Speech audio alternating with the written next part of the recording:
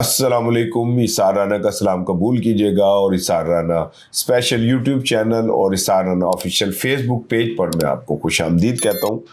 और मेरी दुआ है कि अल्लाह ताला आपको अपने हिफ्ज़-ओ-मान में रखे। दायर गैर में रहने वाले जो मेरे पाकिस्तानी हैं, अल्लाह उन पे हमेशा अपनी रहमतों का साया रखे। वो बेचारे पाकिस्तान से बाहर हमारी जुदाई भी बर्दाश्त करते हैं, हमारे लिए खुशियाँ भी तलाश करते हैं, मुसीबतें भी झेलते हैं। आप शाद रहें, आबाद रहें। आज DGI-ISPR की प्रेस कॉन्फ्रेंस के बाद अगर कोई ये खुशफहमी का शिकार है कि PTI के लिए कोई रस्ते खुलेंगे, तो मैं अपने व्लॉग के आगाज़ में बता रहा हूँ कि अब असल इम्तहान PTI का शुरू होगा।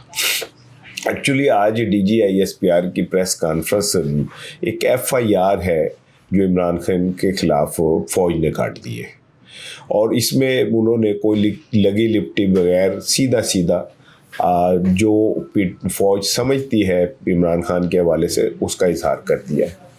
मंसूर अली ख़ान साहब ने एक सवाल किया और उस सवाल में उन्होंने कहा कि जी फ़ातिमा जिन्ना से लेके और बेनज़ीर भुट्टो और जुल्फ़िकार अली भुट्टो और बाकी सब इसी तरह का बयानिया आपके प्लेटफार्म से घड़ा जाता रहा है, और माजी में भी इसी तरह आप नवाज शरीफ के लिए कहते रहे, नाम नहीं लिया उन्होंने। तो अब हम क्या समझें कि कुछ साल बाद ये सारा बयानिया वापस हो जाएगा, तो उन्होंने कहा कि नहीं, ऐसा नहीं होगा। माजी में हमने कभी इस तरह किसी के लिए नहीं कहा। बहरहाल जो मैं आज की प्रेस कॉन्फ्रेंस से समझा हूँ कि इस्टेब्लिशमेंट के गुस्से की असल वजह क्या है, तो वो दो हैं। एक तो इमरान खान का ट्वीट जिसमें वो मुसलसल आर्मी चीफ का नाम लेके और वो तनकीद करते हैं, बल्कि सख्त तरीन तनकीद करते हैं। दूसरा, NDU में जो PTI के लोग शरीक हुए और इमरान खान ने उन्हें गद्दार करार दिया। ये दो चीज़ें हैं जिससे इस्टेब्लिशमेंट के अंदर एक गुस्सा पाया जाता है। इस आग को भड़काया जो हमारे बाहर इससे क्या कहते हैं सोशल मीडिया अकाउंट्स हैं जो मुसलसल फ़ौज और फ़ौज के अहदेदारों का नाम लेकर तनकीद करते हैं, इस आग को उसने भी भड़काया। अब जब मैं ये आपसे बात कर रहा हूँ तो आप देखने वाले भी सोचोगे कि मैं किसकी साइड पे हूँ या किसकी साइड पे नहीं हूँ, तो वो आपको पता है कि मैं किसकी साइड पे हूँ। मेरा असल मकसद ये है कि इमरान खान के लिए जो मुश्किलात खड़ी हो रही हैं किसी तरह कम हो, जो अभी बज़ाहिर होती नज़र नहीं आ रही है मुझे कि कोई इसमें कमी आ सकती है, लेकिन ये कि जो नामालूम अकाउंट्स से ये सारी गेम या शरारत होती है वो असल इस्टेब्लिशमेंट के लिए सरदर्द है। और वो ये चाहते हैं कि वहाँ से जो बयानिया बनता है और उसके बाद यहाँ पे PTI के जो लोग हैं उसे रीट्वीट करते हैं, उसे बढ़ाते हैं, इससे इस्टेब्लिशमेंट को मुश्किलात का सामना करना पड़ता है, और उन्होंने इस मुश्किलात को भारत के साथ जोड़ा है। अब ये तो PTI को देखना पड़ेगा कि अब स्ट्रेटजी कैसी बनाई जाए, क्योंकि ये देखो ही मैं गल तुहानूं दसां, जेड़े इनकलाबी बाहर बैठे से मुराद पाकिस्तान से बाहर बैठे नहीं, जेल से बाहर बैठे हुए इनकलाबी जो है ना, जो कहते हैं टकरा जाओ, लड़ पो, फौज बड़ा मुश्किल है ग्राउंड में खड़े होकर ये सारा कुछ फेस करना। ये इतना आसान नहीं है जितना आप समझ रहे होते हैं ना, ठंडे कमरे में बैठ के या किसी गड्डी चलाते हैं या किसी ड्राइंग रूम में बैठे हैं। जो लोग इस चीज़ में बराह रास्त इन्वॉल्व हैं, आपको अंदाज़ा नहीं है कि वो किस इम्तहान से रोज़ाना गुजरते हैं।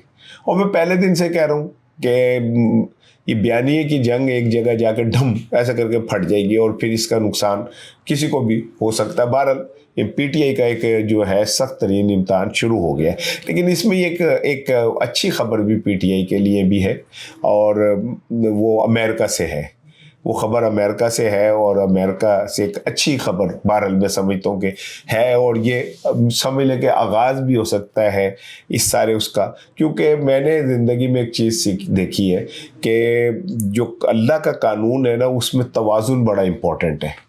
जब तवाज़ुन नहीं रहता तो फिर कुदरत जो है वो खुद एक्टिव होती है, और मुझे ऐसा लगता है कि ये जो तवाज़ुन ताकत का कहीं और जा रहा है, ये बड़ा मतलब अब विजिबल नज़र आने लग गया है।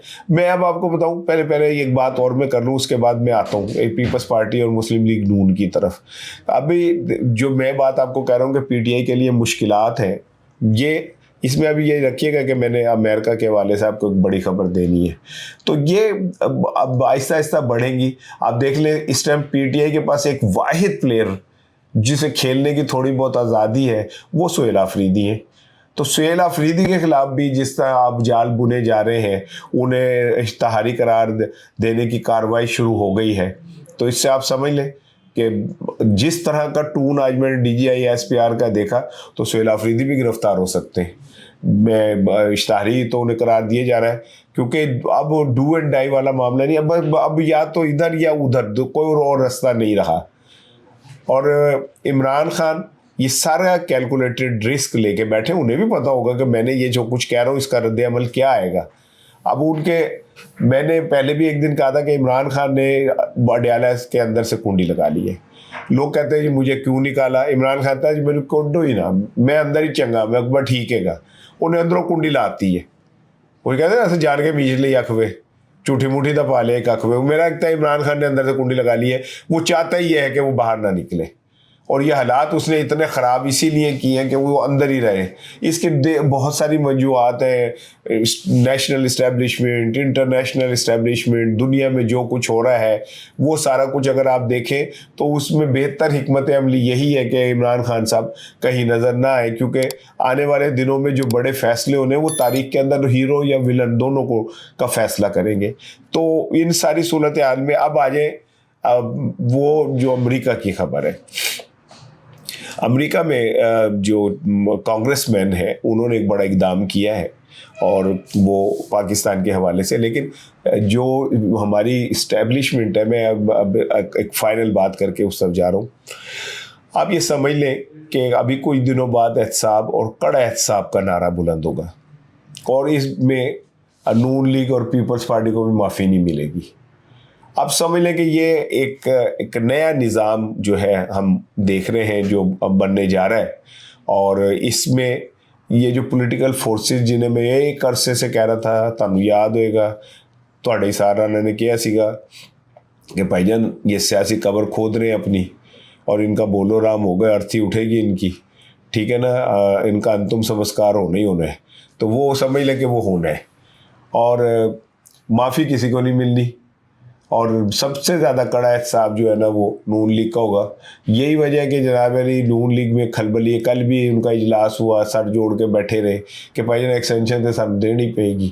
یہ جو انہوں نے دلہن کی ایک رات کی بن کے, انہیں پتہ تھا کہ سویرے طلاق ہو جانی ہے سانو, لیکن مجبوری تھی کہ انہیں وہ دلہن ایک رات کی کو وہ دلہن بننا ہی بننا تھا.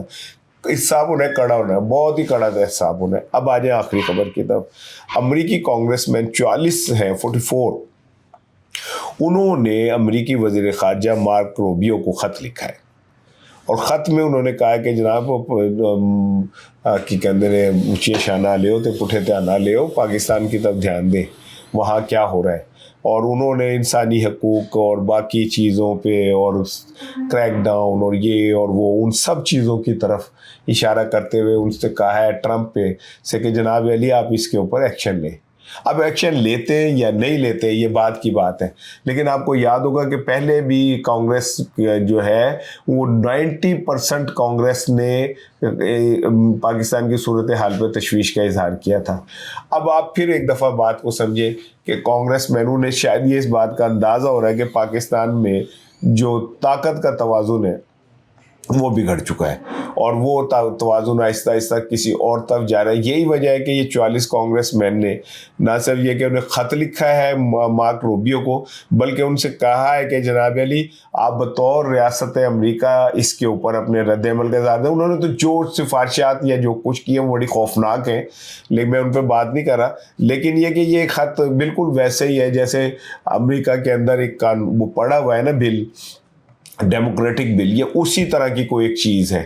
لیکن مجھے ایسا لگتا ہے کہ ہو سکتا ہے کہ یہ ساری چیزیں ایک جگہ اکٹھی ہو رہی ہیں اور کسی وقت اس کے اوپر ریئیکشن آنا شروع ہو جائے. لیکن بظاہر جو انٹرنیشنل صورتحال پولیٹکس کہہ رہی ہے وہ کچھ اس طرح کی ہے کہ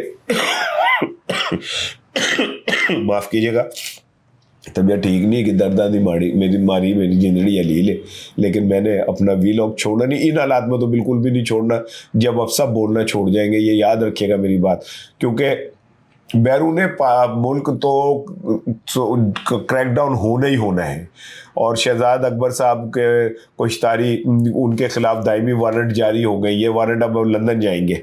लेकिन पाकिस्तान के अंदर भी हूंजा फिरने वाला है, और पाकिस्तान के अंदर की जो सूरत हाल है, ख़ास करके वो लोग जो एक ख़ास एंटी इस्टेब्लिशमेंट स्टांस रखते हैं, उनके लिए मुश्किलात बहरहाल आएंगी।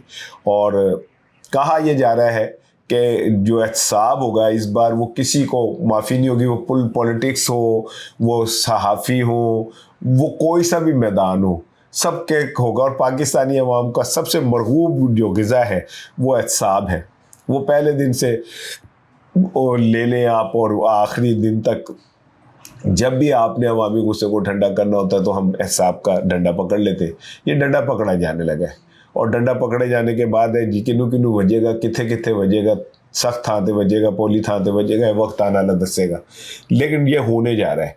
और इमरान खान के लिए आज समझ लें कि आज से रियासत ने PTI के ऊपर कल अदम का टैग लगा दिया है।